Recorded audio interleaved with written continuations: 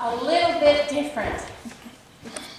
In the annual conference over the last few years, the bishops have asked shepherds. And that's usually how it happens.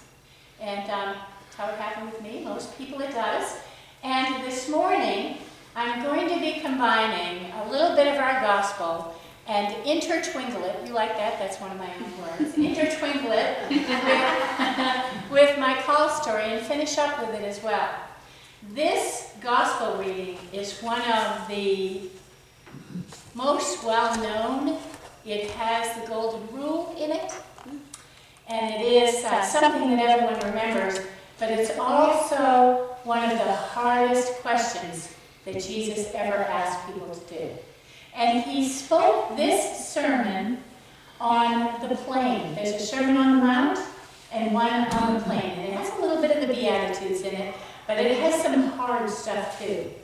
And some people got up and walked out when Jesus said this part of the service. And you kind of get the feeling that the ones who stayed were the ones that really were hooked into that message that God was giving them through Jesus. And so this is Luke chapter 6, verses 27 to 38. He says, "But to you who are listening, I say, love your enemies. Do good to those who hate you. Bless those who curse you. Pray for those who mistreat you. If someone slaps you on the cheek, turn to them the other also. If someone takes your coat, do not withhold your shirt from them. Give to everyone who asks you. And if anyone takes what belongs to you, do not demand it back. Do to others as you would have them do to you. If you love those who love you, what credit is that to you? Even sinners love those who love them. And if you do good to those who are good to you, what credit is that to you? Even sinners do that. And if you lend to those from whom you expect repayment, what credit is that to you? Even sinners lend to other sinners, expecting to be repaid in full. But love your enemies, do good to them, and lend to them without expecting to get anything back. Then your reward will be great, and you will be children of the Most High, because he is kind to the ungrateful and the wicked.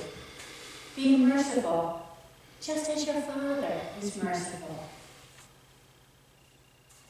Do not judge, and you will not be judged. Ooh, that's hard to listen.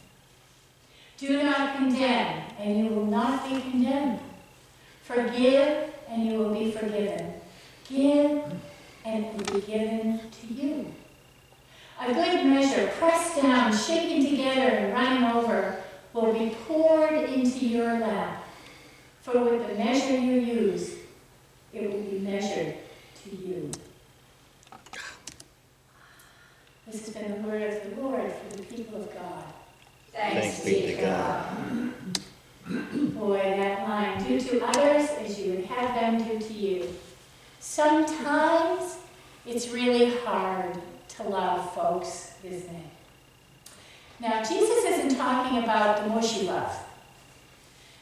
Jesus isn't saying that you have to embrace your enemy and just love them to death.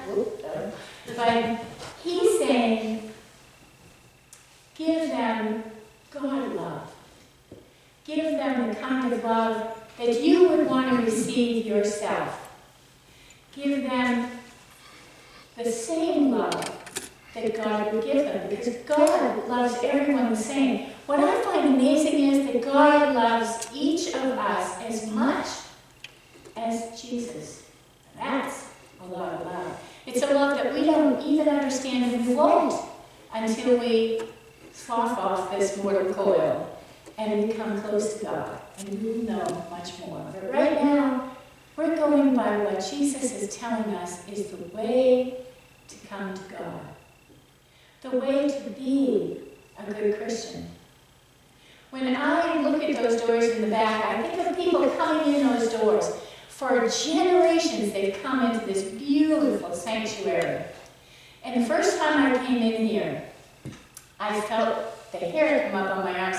I felt what they call a cloud of witnesses were standing here. Generations that have gone on before. And I thought, what you could tell me. Lord, tell me something about this congregation. And I just was flooded with love because this congregation is full of love. And I'm guessing that when somebody comes through that door, there's a swarm of love that hits them as they come through the door if you've never seen them before. Because that's the way you are. You have shining faces. But what about that person? What if one of you invited someone from down the street to come to church, and they stood outside that door and waited because they weren't sure if they were good enough to walk in the door? People who don't know God in depth don't understand that God loves us all, no matter what it is we've done, that the love is still there. That's when this community of faith matters, because there are some people out there who have been so badly hurt. And I imagine everybody in this room has had one or two times when they have been hurt in their lifetime. And so I remember that when I think of how I was called by God. Because that happened to me too, like it does to everyone. I was misunderstood as a child. It all started with me sitting underneath my parents' dining room table. That's a good start, right? I was playing with my Barbie dolls and I was 11 years old. And we were watching The Wonderful World of Disney, but it was in color. That'll show you how far back it is. Color just come in. And they had a special program on live. It was Mary Martin playing Peter Pan. Peter, if you don't know Peter Pan, he came from Neverland and kind of adopted a few kids he thought needed to come to where you never grow up. So he brought them to Neverland. And he had a sidekick called Tinkerbell, the fairy. And the way they showed Tinkerbell was just with a little flash of light because she was so small. And she would go everywhere with him. And once they came back to Neverland, the mean Captain Hook had left poison for Peter. Once Tink understood that, she drank the poison to save Peter. And we were watching all this. My sister was living with us, my grown-up sister, and she had two children, 3 and 5, two girls that were sitting on the rug. And Peter came up to the screen and said, "Please, you have to help me. Tinkerbell is dying. She drank the poison to save me, but I know you can save her. I know you can if you just believe. Just believe. Can you say, I believe? Clap your hands, say, I believe." And my two little nieces were crying and sitting on the floor. I believe. And they were clapping their hands. I believe. And sitting underneath the dining room table, I felt all that emotion filling me up. And I thought, I believe. But I couldn't say it. The tears were behind my eyes, but I didn't know how to say it. And my sister turned and looked at me and said, "Oh, look. There's hard-hearted Hannah. She couldn't cry if her life depended on it." Now, if you're an adult, probably you take that with a grain of salt. But when you're 11 years old, it strikes you right in the heart. You don't understand. And it was a misunderstanding. I felt it. I just couldn't show it. That's the day my life changed. Until I was about 25 years old, I never cried. I found other ways to be happy, but crying wasn't something that I ever did. I learned to dance. I ended up teaching ballet. I know it's hard to believe it, yes. And I loved the movement, and I would study people and see how they moved. And I found out that people move a certain way when they act a certain way. God was doing that, and I learned how that worked later. And then I enjoyed music, learned to sing, all those things. And I met this young gentleman who was quite handsome. He was a photographer. And we were married and spent our lives in Maine as a photographer, we went everywhere together, taking pictures, and it was very romantic. And one of the things that we did together was we opened a tour company, and we would take people through Acadia. We would take bus tours through and cruise ships, and we had about 15 guides, and it was so much fun. We met people from all over the world, and we could share the beauty of Maine with them. And at night, we would do what were called teddy days.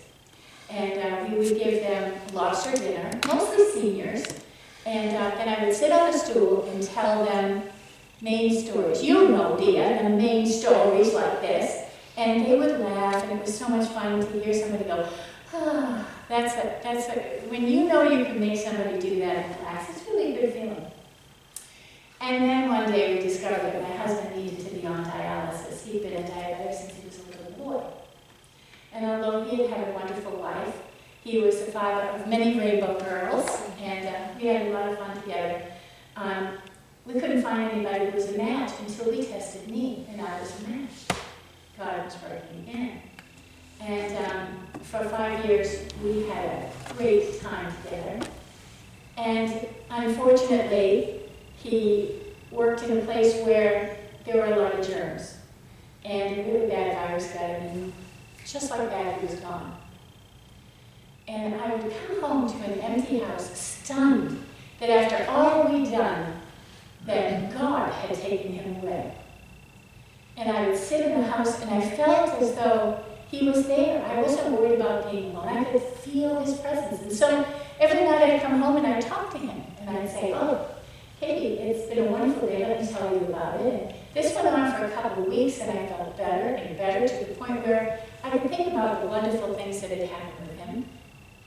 And then one night I came home, and I finally talked to God, and I said, God, why would you do something like this? Why would you take him away and then bring him back to me to give me comfort? And I opened my heart up enough for God's grace to come in. And that's when I realized that it wasn't my husband who was talking to me. It was God. God had been sitting next to me. God had held my hand. God had listened to everything that I had said and given me comfort. Not long after that, I was in the church where Reverend Randy preached, and I know some of you knew him, was preaching, and he said to me, now, sweetheart, I'm wondering if you would give the sermon one Sunday. I know that you're a storyteller. Would you do that? And I said, well, I've never done that before. He said, well, you tell stories, do it. I said, okay, and I thought to myself, how hard can it be? It's very hard, isn't it? It's not easy. It's a good thing there's a pulpit there so you can't see people's knees shaking. But one of the things that happened was I walked up to the pulpit and I put my hands on the pulpit, and a shock ran up my arms into my heart, and I thought, oh, I'm having a stroke. But it wasn't a stroke, it was a little message.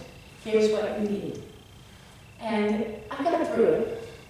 And a couple of weeks later, Pastor Randy said to me, why don't you do the Palm Sunday service? I said, you can't do that. That's too important a service. He said, yeah, it's easy. You got two choices. Jesus coming in on a donkey, Hosanna, Hosanna, everybody's happy, or the road to the cross. I said, well, Hosanna for me, I can't do that. He said, okay, I'll meet you.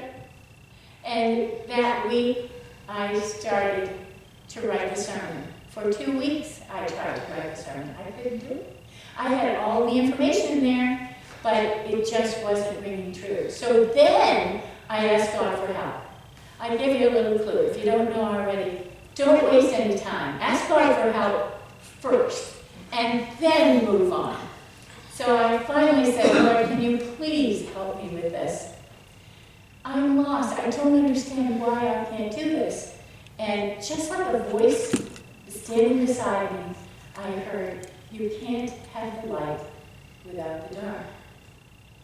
And so I went back, and I started with the Hosannas, and went all the way through Passover, Garden of Gethsemane, betrayal, beatings, nails in the hand, all the way to the foot of the cross.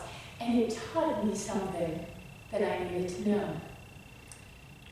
And so I got a call that said, why don't you take class to be a certified lay speaker? Then you can go to other churches when their pastor needs it.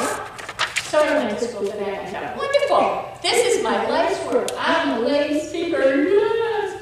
And then I got called to serve Calais and Baileyville from Ellsworth twice a month, because the preacher in Calais had 4 churches. There's no way you can do 4 churches on a Sunday, unless you're school.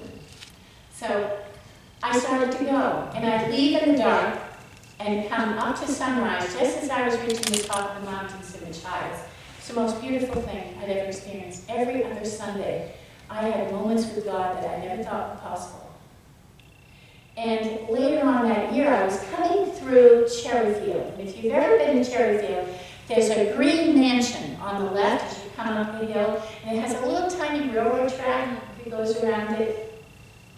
And I used to like to play the Hallelujah chorus, especially this song, He shall lead his flock like a shepherd. I loved lambs and sheep and all that. And it was playing, and I'm going along, and I have to tell you that for a week before that, I was getting dreams. I dreamed of David leaning up against a tree playing a harp and the sheep all laying around it. I dreamed of Jesus stepping over the edge of the cliff and grabbing the hoof of a lamb that was swinging in the air. And Jesus had no hand touching the rock. He was just holding that lamb there just by sheer will. And I thought, this is weird, because when you wake up, you never remember what you dreamed. And I was remembering everything. Again, I thought, maybe this is some kind of stroke going to happen. I don't know. So that day when I came up the hill, I was looking over to the left and remembering that little railroad track, and I pictured the guy maybe taking kids around on the track. And I looked back, and there was a sheep right in front of the car walking across the road. And I stomped on my brakes, and the guy behind me stomped on his brakes, and I thought, I'm killed it. And I pulled over, and there was no sheep there. I was in the family grave plot on the right, no sheep. I couldn't find the sheep. But what I did find was that all the air was gone out of the car. I was so shook up, so I pulled over, and I sat there a minute, and I listened, just listened to the quiet, and just calmed down a little bit. And on the music, it had, He shall lead his flock like a shepherd. And I thought, okay, that's nice. And then across the screen comes Italian words. Il pastore fermo. I thought, what is that? What is that? What are you trying to tell me? And so I grabbed my phone and I looked up Translate Il Pastore, and it said, shepherd, comma, pastor. And I said, now look, this is a 67-year-old woman sitting here who has absolutely no business being a pastor of anybody. Are you sure you've got the right person? Never ask God if he's sure he's got the right person, because chances are you're going to get double your money back. And that's what happened. I kept hearing the song and hearing the song while I was sitting there, and the air was leaving the car. And I said, Lord, there's so many things that I cannot do. Do you need me? How do I know that you need me and I'm just not having a stroke?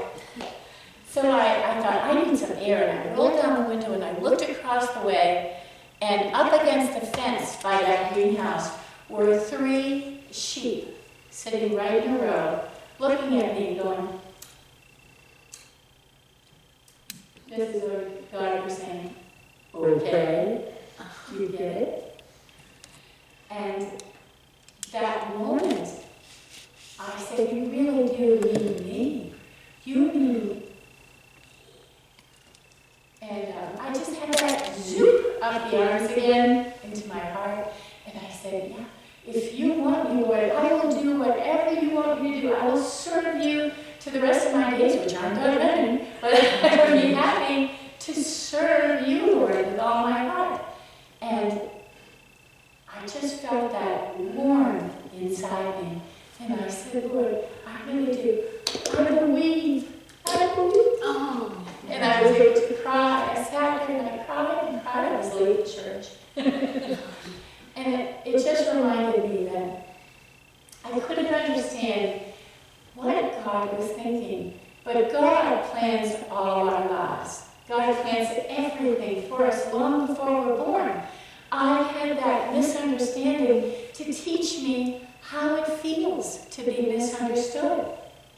Everybody has spiritual gifts, and for some reason, I understand when people talk to me. God gives me words to be able to counsel people, and that came from that moment of misunderstanding. All the things that God gives us as we're moving along in life are things that help us. My dance time of looking for body language helped me to see when somebody needs help. All of those things work a special magic in all of us that only God understands. So I shouldn't have been surprised, but I still am, that the Lord picked me. And the Lord has picked each of you for special things too. And that little part in here today that says, do good to those who hate you, bless those who curse you. What God is saying is, love everybody. Love them like I love them. And so we are all people in this beautiful community of faith who reach out those doors and invite people in who might feel misunderstood because you don't know what's in their hearts. You don't know what God has planned for them in their day. Each of us has something that we're supposed to do in this world. And you may already be doing it, or it may be something that God hasn't revealed to you yet. But we all have that moment, that gift that comes from God. So that's mine, and I hope someday I can find out how you serve as well. I've already seen a little bit of that as I've come to know you. But now I guess you know more than you wanted to know about him. But just remember that he says, do not judge, and you will not be judged. But God says, take it further than that. Take it where I will take it. Love on people. Give them my kind of love. Walk in the footsteps of Jesus Christ. Amen. Would you join me in our last song? We really did make it. It was just a couple minutes to 12. Would you join us in the gift of love?